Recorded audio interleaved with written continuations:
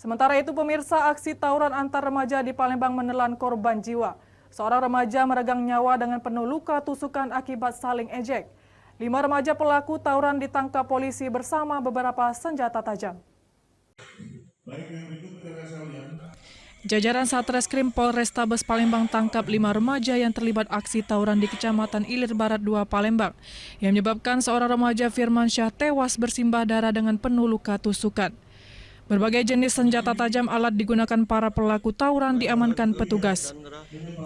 Kelima pelaku tawuran yang ditangkap masih anak di bawah umur.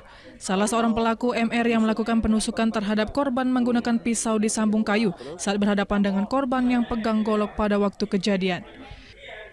2 kelompok remaja tawuran ini terjadi di hari kelima Lebaran.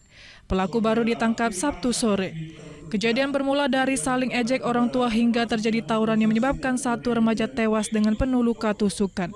Karena itu saat ini kami sudah menetapkan ke-6 pelaku tindak pidana tersebut sebagai tersangka dengan persangkaan pasal 170 ayat 3 KUH pidana.